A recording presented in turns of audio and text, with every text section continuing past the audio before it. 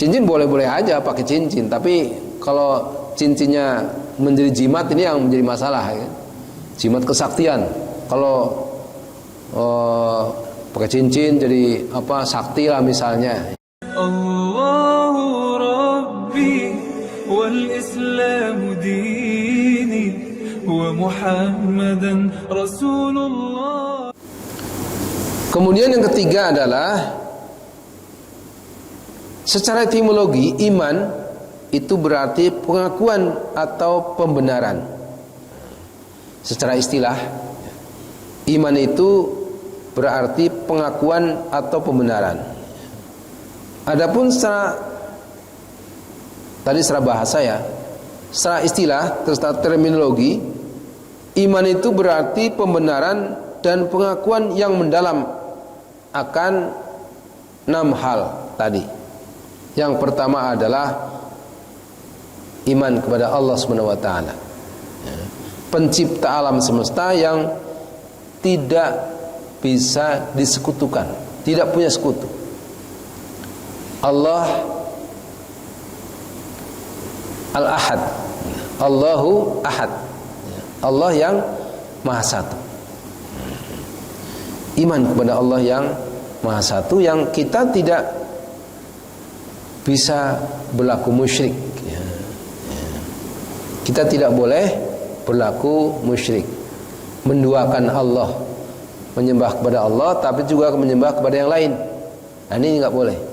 Menyembah kepada Allah tapi kita masih main dukun misalnya, main meramal, pergi dukun, minta petunjuk, minta doa, nah kepada dukun. Minta diselamatkan, masih cari jimat ya.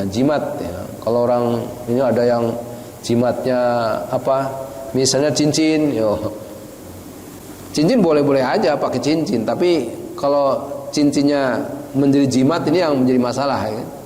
Jimat kesaktian. Kalau pakai cincin jadi apa sakti lah misalnya ya. Ini nggak boleh. Ini termasuk kemusyrikan. Kemudian kita punya jimat apa saja, benda-benda yang kemudian kita percayai akan menyelamatkan kita, akan menjadi senjata yang luar biasa lah gitu. Senjata kesaktian, jadi kebal, ya. Bisa kebal, tidak mempan ditembak, ya. Tidak mempan dipotong pakai pisau misalnya. Nah, ini musyrik ya. Kita tidak boleh demikian karena ini adalah pekerjaan setan ya. Jadi kita tidak boleh bermusyrik ya. Namanya manusia fitrahnya kalau kena pisau ya kena luka lah gitu kan. Ini manusia ya. Keris ya. Kalau sekedar punya nggak masalah, tapi kalau kita yakini dia mempunyai kesaktian, nah ini yang jadi masalah ya.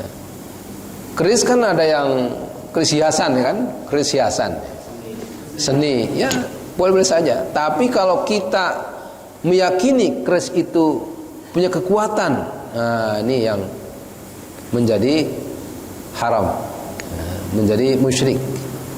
Wah, keris ini nanti kalau ini bisa berdiri nih, gitu kan, bisa berdiri, oh, kerisnya bisa berdiri nih di mantra-mantra kemudian berdiri. Ah, ini pekerjaan setan, ini kemusyrikan. Kalau sekedar keris hiasan nggak masalah, tempel boleh saja, hiasan ya. Dulu asalnya keris itu senjata, ya senjata bagi para mujahid, ya, para tentara Muslim, ya, senjata orang Jawa dulu untuk mengusir penjajah. Tapi kemudian, ya, ada yang, ya ini, wah ini peninggalan, peninggalan apa, Pangeran Diponegoro misalnya. Ini diyakini begitu. Kemudian jadi, wah ini luar biasa. Ini kalau pakai ini nggak mempan ditembak misalnya. Nah, ini yang menjadi kemusyrikan. Kerisnya nggak apa-apa sebenarnya, Tapi kemudian ya ada emang keris-keris yang diisi dengan jin. Ya. Dulu aslinya enggak, dari para ulama dulu, para mujahid dulu, para pejuang dulu ya keris itu senjata. Kalau sekarang kan tembakan kan, ya, kalau sekarang tembakan.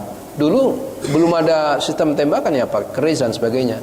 Orang Aceh pakai rencong, ada keris, ada samurai, ada macam-macam. Itu senjata aslinya.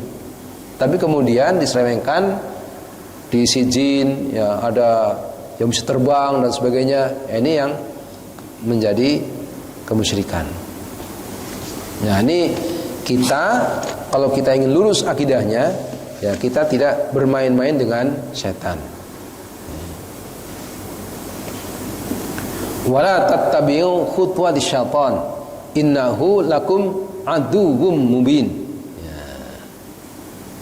Jadi sesungguhnya setan itu musuh yang nyata bagi kita. Jadi jangan berkawan dengan setan. Setan itu musuh nyata. Musuh. Ya. Kita tidak boleh berkawan dengan setan. Wah, kita